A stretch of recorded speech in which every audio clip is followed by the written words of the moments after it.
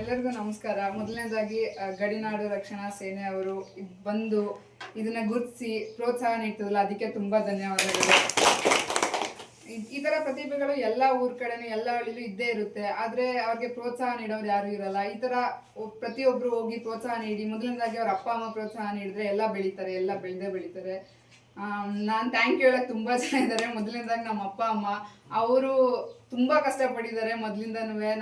ನಮ್ಮ ಅಣ್ಣನ ನಾನು ಓದ್ಸಕ್ಕಾಗ್ಲಿ, ಮತ್ತೆ ನಾನು ಎಲ್ಲಿ ಹೋಗ್ತೀನಿ ಅಂದ್ರೆ ಇವಾಗ ಈ ಇಯರೇ ನಾನು 6 ಸ್ಟೇಟ್ಸ್ಗೆ ಹೋಗಿದ್ದು ಬಂದೆ ಇಂಡಿಯಾದಲ್ಲಿ. ಅದಕ್ಕೆ ಎಲ್ಲೋದ್ರೂ ಎಲ್ಲಾದ್ರೂ ಹೋಗು, ಏನಾದ್ರೂ ಮಾಡು, ಅದೇ ಸಾಧನೆ ಮಾಡು, ನಾನು ಹಿಂದೆ ಯಾವಾಗ್ಲೂ ಇರ್ತೀನಿ ಅಂತ ಹೇಳ್ತಾರೆ. ಅದಕ್ಕೆ ತುಂಬಾ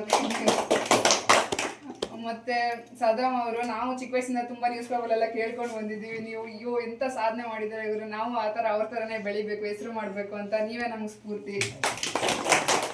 ಮತ್ತೆ ಮಣಿಕಂಠ ಅಂತ ಮಡಲಿ ಅವರು ತುಂಬಾ ಯಾರಿಗೂ ಇದು ಗೊತ್ತಿಲ್ಲದೆ ಇದ್ದಾಗ ಇದು ಮುಂದೆ ಹೋಗ್ಬೇಕು, ನಮ್ಮ ಗುಂಡ್ಲುಪೇಟೆ ಅವ್ರಿಗೆ ಗೊತ್ತಾಗ್ಬೇಕು ಅಂತ ಹೇಳಿದ್ದು, ಅದಕ್ಕೆ Manikanta. Thank you so much.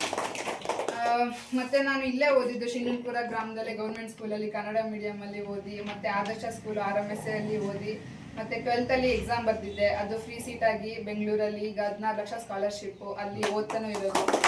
ವರ್ಷಕ್ಕೆ 4 ಲಕ್ಷ ಫ್ರೀ ಸೀಟ್ ಆಗಿದ್ದು.